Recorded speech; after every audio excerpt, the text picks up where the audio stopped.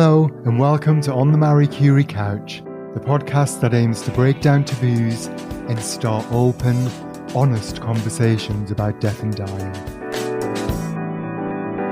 I'm Jason Davidson. I'm a social worker by profession. I've worked in palliative care, hospice care and bereavement support services for more than a decade. Each episode, we'll be speaking to a well-known guest to find out about how they feel about their own mortality and how their personal experience of bereavement has shaped the way they live their life. Today, I'm on the Marie Curie Couch with Harriet Madeley. Harriet is a writer, producer and performer for stage, screen and radio. In 2019, Harriet wrote the play The Colours, which was based on real stories of people living with terminal illness. During research for the play, Harriet was diagnosed with an illness herself, primary sclerosing cholangitis. Her new play, Outpatient, described as an interrogation of invincibility that will make you laugh and so live longer, is based on her own experience of this time, and it debuts this August at the Edinburgh Fringe Festival.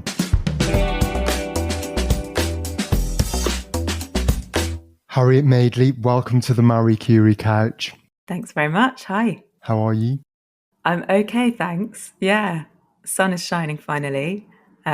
Feeling slightly nervous about this conversation, but looking forward to it as well. Well, we will go at your pace. And these aren't conversations that we have every day, as kind of run-of-the-mill chat. So we're fully aware of that. I'm aware of that. And we can just take our time, just feel comfortable to share what you feel comfortable to share. And, one of the things we hear back most, I suppose, from our listeners is how helpful they find it to hear about other people's experiences of grief or caring for somebody with a terminal illness. And, I think in some ways, I suppose what people are saying to us is it kind of normalizes it sometimes for them. So I think whatever we bring to the conversation today, ultimately, we're having conversations about death and dying and, there's benefit in that. I think I always notice that there's often such a connection between people who have gone through, such a dividing line almost between people who've gone through something like this and people who haven't. And those people sort of gravitate towards each other and, find a lot of solace in speaking about these things. I'm definitely one of those people. So I'm glad to be here. Yeah, definitely. I always start with this question, which is asking whether you have experienced a significant bereavement in your life. I have, yeah. My best friend died during the pandemic, very suddenly, in a very shocking way.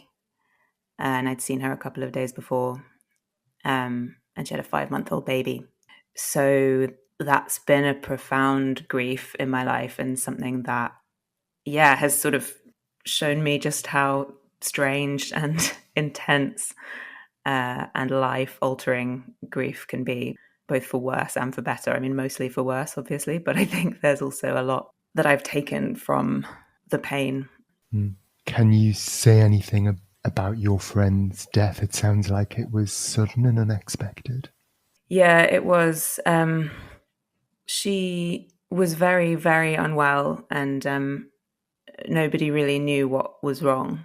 And I think she'd had the wrong diagnosis, actually. And she was very mentally unwell and really just needed to be in an institution where she was being properly cared for.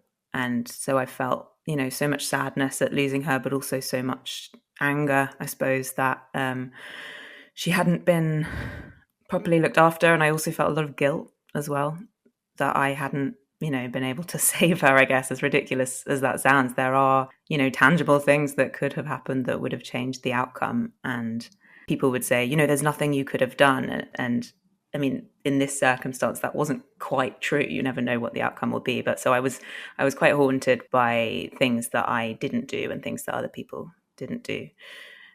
And that's, I suppose, just around the trauma of her death. And then the process of sort of living without her has been very strange and very painful, but not necessarily in the ways I might have expected. The whole process has gone through so many different phases, I suppose. I was in shock for a very long time. Can you speak a bit more about those phases? Yeah, I think I didn't absorb it really for almost a year. And I've only really started to miss her. So she died at the end of 2020 and we're now in 2024. I didn't really allow myself to miss her because that would be too painful. So at first there was just a great deal of numbness, and then there was almost unbearable anger. I mean, it's almost that kind of cliche, isn't it, of the phases, but people say you don't necessarily go through them in a tidy order. And it's not, it's complex. You're not in one state the whole time. But yeah, I felt very, very angry for a long time. And then I suppose I sort of tried to block it out again, I think. And then I would have a lot of dreams about her.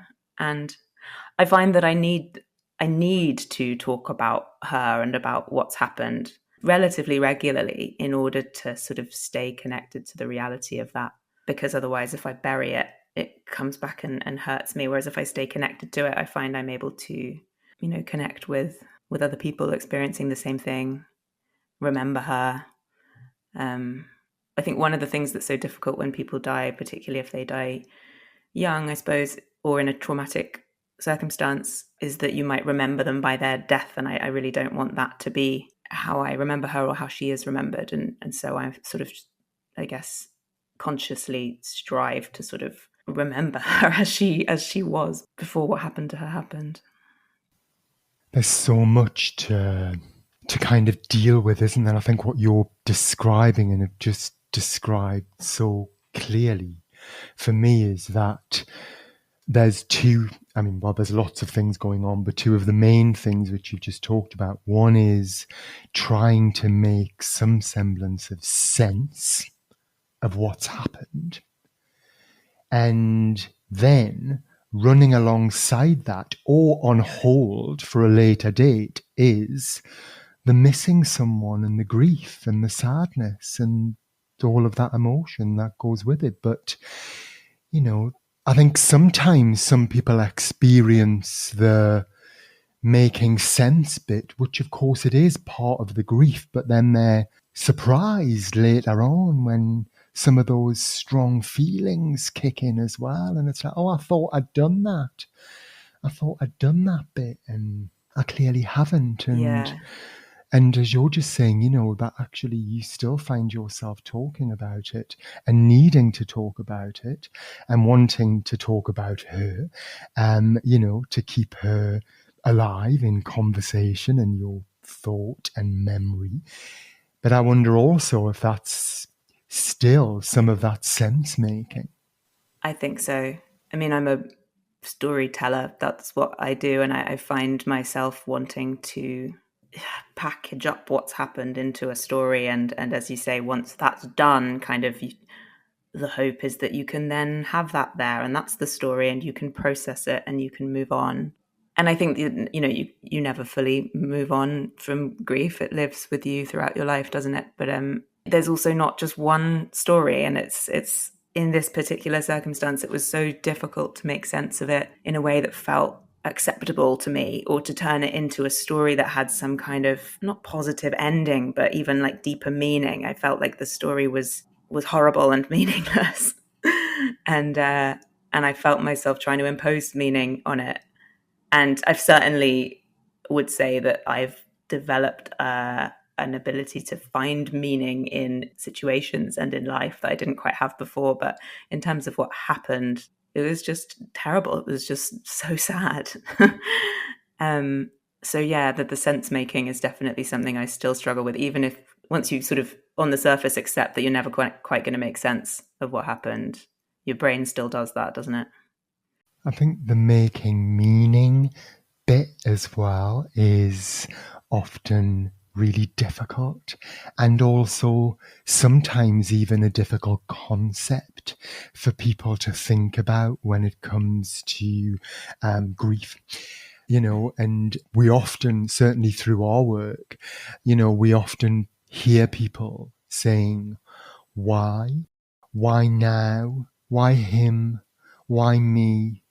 And that making meaning, I don't know. I mean, you just touched on it there, and you said that you work at developing ways of making meaning. And I wonder whether you're able to share some of that or put some of that into words for anybody listening. Yeah, well, I think most people to some extent understand life in story, and that's something that I'm definitely drawn to. So throughout my life, I've quite often worked on projects related to death and dying within the wider context of making work about things that people find it difficult to talk about, because I think storytelling and theatre, and I guess to an extent meaning making, is a great way of I think theatre can humanize some of these subjects basically and provide an opportunity for people to come together and experience really quite difficult things together and talk about them afterwards. So I'm drawn to doing that, and I've worked on a number of projects that have explored illness and death and dying and grief, actually. But in the context of this personal experience, I'm just not ready to do that yet with this. I think it takes such a long time to process these experiences, and as we were saying, grief is never fully processed. It lives beside you your whole life. It changes everything, really. But I've been quite surprised by how slow the process has been of moving forward with it. I wouldn't say that I'm more okay with it now than I was 4 years ago. And perhaps I need to stop looking to try to be okay. I think so. This often comes up actually in conversation, this thing around time and time limits on it. I think, if someone is, say, for example, in the first few months of grief after someone's died, if you're not eating and you're losing masses of weight, or you're not able to sleep, or it's really beginning to have a significant impact on your mental health, then, they're sort of key reasons to go to the GP and have a conversation with the doctor about it. And, maybe some conversations about getting some additional support with grief. But actually, I think the pain of loss and the sense making and the meaning making, which is what you're describing, and, all of those normal things that come with grief and that come with the pain. Normal seems an odd word, but I think I'm just using the word normal because often people don't feel like it is normal and maybe feel like it's not right, but it more often than enough is. Then, I just think, what's the whole time limit thing on that? Because I don't think we can put one. I don't think we can put one. I don't think there is one. No. I mean, I've always liked the idea of kind of befriending it, just realizing that it's there with you. And almost the more you try to push it away, the more trouble you're going to get into, right? I mean, my interest in this whole subject, I guess, started when I was very young, but has become more acute recently, not just because of the death of my friend, but before then I was diagnosed with this sort of strange, mysterious and potentially life-limiting illness. And I think there's something similar about what that does to the process of grief, in that it sort of shatters this illusion that this illusion that I had. I don't know if everyone else has this, but I think I was in some kind of deep set denial about the reality of death, about the fact that we're all going to die. Like I sort of knew, but I didn't know. Do you know what I mean? And then I think when you experience the death of somebody very close to you, or when you're confronted with your own death, that illusion is shattered, and it is profoundly shocking and disorientating and upsetting. But it can also be quite enriching in a deep way, not in a happy way, but I think it's deepened my connection to what it means to be alive, for sure. Yeah. I think that experiencing grief and bereavement and losing somebody close to you can, for some people, certainly make them face their own mortality. And I think certainly when it's a younger person like your friend, somebody who's died who's younger, where it's not the sort of, the usual expected way of things, that can kind of bring mortality to the forefront, your own mortality to the forefront. But as you're describing for you, this was a diagnosis around your own health, which may potentially be life-limiting. And so that's really shifted things for you. Can you say a bit more about that sort of depth you talk about, what you've been thinking about, and it not necessarily being a positive thing, but actually changing your perception of what life is, your life is? Yeah, I mean, when I first got the diagnosis, I reacted extremely badly to it. I was about to turn 30. I was engaged. I was in that kind of life building phase.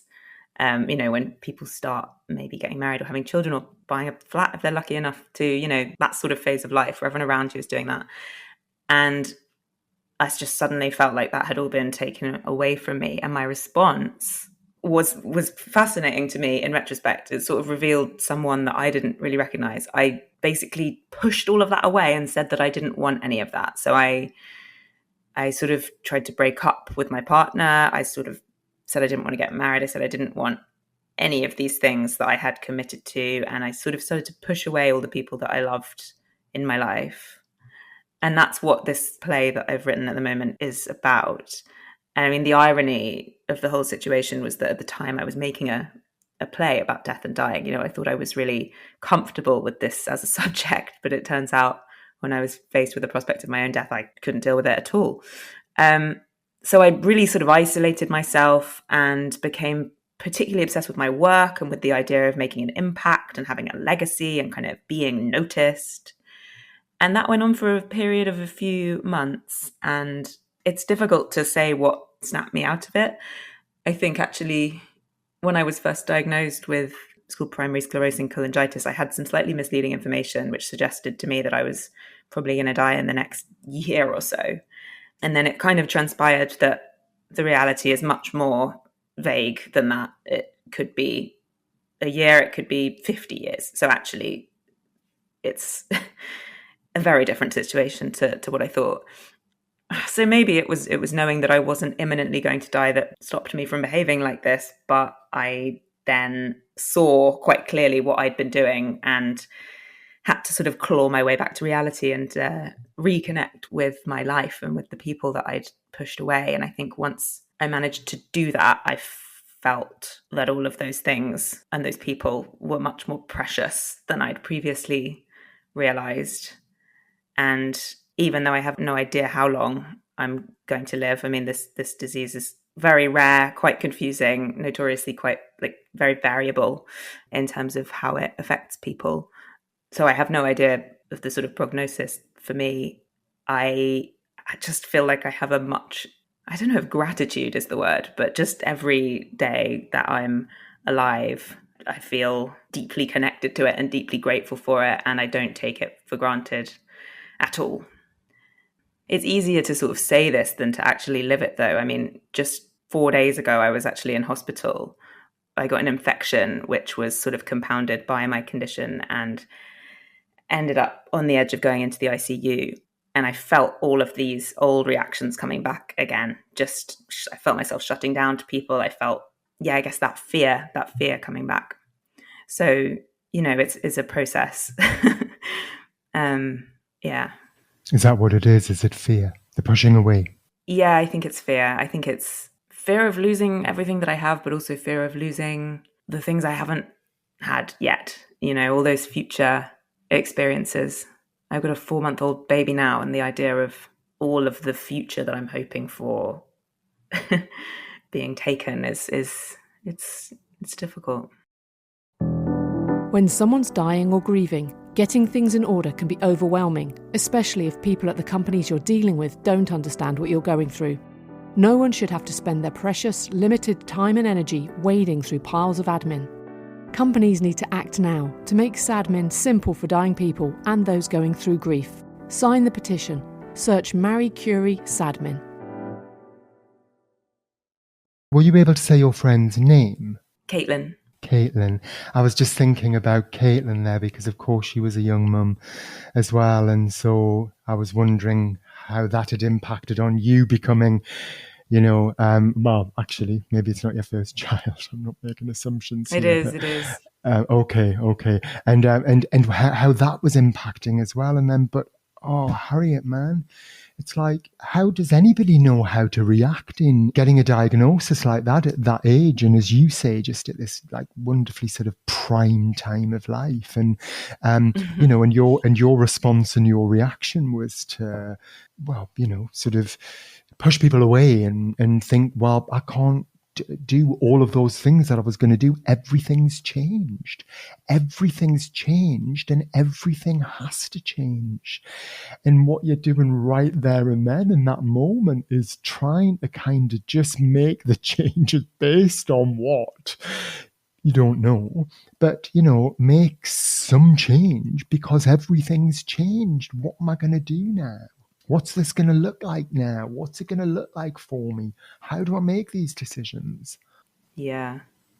And it's interesting, like through speaking to quite a lot of people living with terminal or life-limiting conditions, I just saw how differently people react, and I think some people, including young people, are able to face this sort of news with, and I don't really want to compare what I was diagnosed with a terminal diagnosis of, it is different, but it shares a lot of features.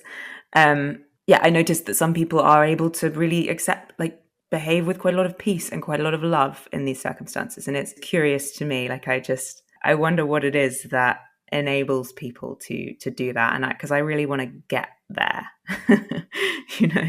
and I can't help thinking that death is less scary if we are truly happy with how we are living and if we're truly able to sort of be in the moment rather than, I suppose, focusing on what we're building for the future all the time or focusing on having an impact, making a legacy, all of that.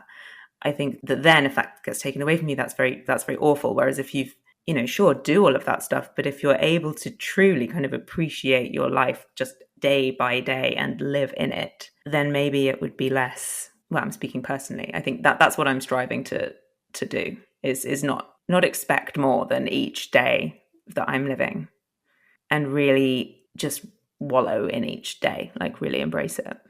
And whether or not all of that's possible, but I think that's but I think some of what you described earlier about that kind of deeper sense of the everyday and what life is and what life means and what's important in it and where's the gratitude and some of those things you're kind of navigating. But I suppose what I'm also hearing in that, and which I find interesting and I've heard others talk about, it's almost like, the book in the library is like how to get death right, isn't it? Yeah. And what's the right way of doing it and what's the wrong way of doing it? And actually, I think there's an important piece, isn't there, about taking the pressure off and taking the judgment off. And sometimes it can just be very busy and or very painful and or full of hospital appointments and or full of all of that stuff. So actually even finding a moment in the day to yourself, and I'm sure as a new mum as well, it's a challenge, let alone to find that happiness and peace and solitude in sort of every minute of the day. Yeah. I think they're probably moments, aren't they, rather than days. Yeah, very much so. And I mean, the reality of there's a sort of almost a dark, like an absurdity to what happens to the practicalities of your life when you're diagnosed with a serious illness. It's like just the sheer number of appointments and just the whole shape of your life changes, doesn't it? But I suppose that's what I mean. And when I say kind of being able to embrace things and really live things, I don't mean, if you're able to get away to a meadow. I mean, like whatever situation you are in, being able to truly live in that situation without, what's the word, kind of fighting it, I suppose. I don't know, you can probably hear I'm still very much in the midst of trying to figure out how to deal with this. But also, my situation is unusual because I have no idea what I'm dealing with, really. So often for me, the easiest thing seems to just be like, oh, I just won't even really think about it because I might not need to, you know. So then when things like my hospital admission last week happen, I'm sort of confronted with it all over again. And I realize, oh no, I do need to connect with the fact that my life is fragile. I mean, all life is fragile. But yeah, does that make sense? Yes, it does. And all life is fragile, but as you say, you've been given information that others haven't been given about their life. So it changes things for you. I was just thinking there about, you know, what you were describing about that quest to sort of be present in everything that was happening each day, regardless of what that was happening, and trying not to think too much towards the future or the past, but just actually be present in the now. And that sounds like that is, because I think that's a really good, just kind of life, not tool, because, well, I suppose that you need the tools to be able to do it, but it's a life practice, and it's a good one. And I was just wondering whether you were able to say what else helps you.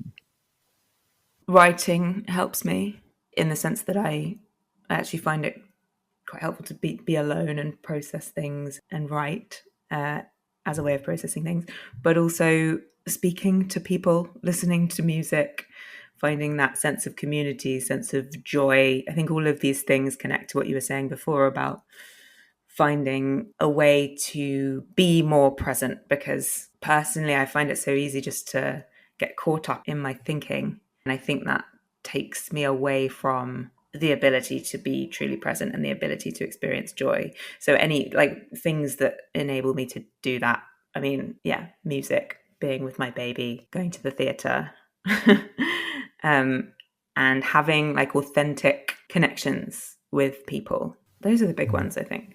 Mm-hmm. How does, you may not be able to answer this, I'm just thinking about it while you're talking, but I was wondering how storytelling helps you manage the impact of your illness, and whether that's a physical impact or a psychological impact. You might not have thought about it, but it's such a good question, and I'll just have to sort of think about that out loud, because I know that it does help me, but I don't know if I can put into words what it is that is so helpful about it. I think it's probably takes in a few of the things I said before. On one side, storytelling helps me make sense of things. Like I'll normally come to a play that I'm writing with a question that I don't know how to answer, or just an issue that I want to explore that I don't know how I feel about.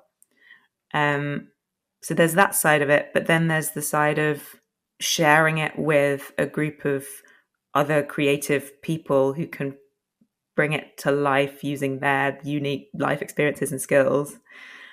And then there's the big thing for me, which is putting it in front of an audience, opening up, hopefully, people's minds, people's hearts, letting people sort of live this with you and take that back into their own lives and hopefully I don't know if theatre kind of changes people's minds. I think for me, it's a communal experience that can be extremely deep and useful in this world where I feel like, for myself, I feel like constantly being on phones and constantly working, it's all quite isolating. And I feel like theatre can bring people together for a communal experience where they can walk in somebody else's shoes for a little while and then come out with a different perspective on their own experience. So for me, being able to facilitate that through storytelling is profoundly satisfying and fulfilling and exciting. Particularly when I'm writing about difficult things that people might like to ideally shy away from. And I guess there must be something in that about how others react as well, how others react to your story. What's that like? Yeah, well, so in August, I'm taking a show about my personal experience to the Edinburgh Festival. But that will be the first time I've ever written about my own experience. So I don't know what that's going to be like, people responding to my story. But when I've written other things, obviously people respond to those stories. I've tended to write either adaptations or verbatim pieces, so using real people's words. So when people react well to that, it's wonderful, it's deeply satisfying, but I don't really feel like it's, particularly with verbatim work, I don't feel like it's my story or my thing that I've done. I feel glad to have been able to collect together these experiences. But yeah, this one will be strange. It's quite a vulnerable thing that I'm doing, I suppose. There's lots of new things for me, kind of writing from personal experience, writing comedy, not using interview content. All of these things are new, and I suppose I'm doing them because I am aware that my life is fragile, may not be all that long, and I don't want to be afraid to do those sorts of things. But what I am going to have to be careful of is not getting hugely upset if people don't like it or don't understand it, and not getting sort of up myself if people absolutely love it. You know, I'm sure it'll be somewhere in between, and that's fine. And I've got to make sure that I'm doing it for those first reasons rather than doing it for other people's opinions, if you see what I mean. Definitely see what you mean. I mean, as you were talking, my inner parent, I'm not a parent, but my inner parent was coming out. I was thinking, how's Harriet going to look after herself when she's in Edinburgh? I was thinking, how is she going to look after herself when she's bringing herself, her story, her personal story to the stage, depending on how that goes down, people's reactions, a kind of whole host of things. But I'm glad to hear that's on your radar and you're thinking about that already, because it is an important one, isn't it? And a kind of key one, just thinking about, I mean, for anybody going to Edinburgh, the Fringe, and putting on work, but I think specifically when it's so personal to you. Definitely. I mean, I'm loosely disguised through a character, which I think will be quite helpful. But I mean, the irony is not lost on me that the show is about someone who goes on a journey of realizing they don't have to find validation through their work. And yet here I am taking this work out. And it's important for me that this isn't about me looking for validation. This is about me sharing something, sharing a story because I want to. Does that make sense? I want to be able to find the fun and the joy in it. And so far I'm doing that. But yeah, there's risks in doing this kind of thing that you've got to be aware of. Yeah. And there's also loads of joy in it as well. And there will be loads of, there'll be people who will benefit from it, because one of the things I suppose I've learned in my work from storytelling, and we're doing it now. I said it at the beginning of the podcast. That's what the podcast is about. That's what the aim of this podcast is about, to give people the opportunity to tell their story, but also for those listening, what we know is that stories make a difference, and they make a difference to people's lives. And they, as you were talking about earlier, they can connect people, make people feel less isolated and lonely with their experiences, and a whole host of other things. I was also thinking of storytelling when you talked earlier about that wish in your grief around Caitlin's death, to remember her rather than her death. And that is something that's still ongoing, and often is, and takes a while. I mean, I can talk from personal experience myself. It's been 7 years now since my mum died, but the sort of last few years of her life were quite complicated, and due to mental ill health as well. And I really wanted to get to that point as well, where I didn't always just remember that bit, and I wanted to remember all the stuff before. And it's coming now. It's like it started coming now in the last year. But I was just thinking about storytelling in relation to that. Not everybody sort of needs counselling when they've had a loss or they're going through grief, because it's a part of life, and it's what many people will often experience, not everybody, but what many people will often experience in their life, and it's normal. But that doesn't take away the fact that it can be incredibly painful and sometimes very complicated. But storytelling can be really helpful in just reminiscing. When people get together with others who knew the person and they're able to reminisce and storytell, that can be really helpful with that bit about remembering the person. So people will often do that at the wake, won't they, after a funeral and after somebody's died, if they can, and that's a time to do some of that storytelling. And it's like, well, it would almost be quite nice if we had a sort of quarterly wake after somebody died and everybody could get back together every 3 months, just to share stories and keep that going. I'm sure people do. But yeah, it's another way that storytelling helps. Yeah, it absolutely does. And a group of us meet up every year on Caitlin's birthday. I mean, a few of them knew each other, but they weren't really people that I knew very well before. She sort of brought us all together, and there's something really beautiful about that. And it's definitely a way to stay connected to her, because these stories keep coming. It's almost like through other people's experiences of her, you're finding some new ones of your own, if that makes sense. Not that you've lived those, but that you get to feel her, you get to experience her through other people's memories, which is lovely. And to share your own, and to share just what that person meant to you and how that overlaps with what they meant to other people.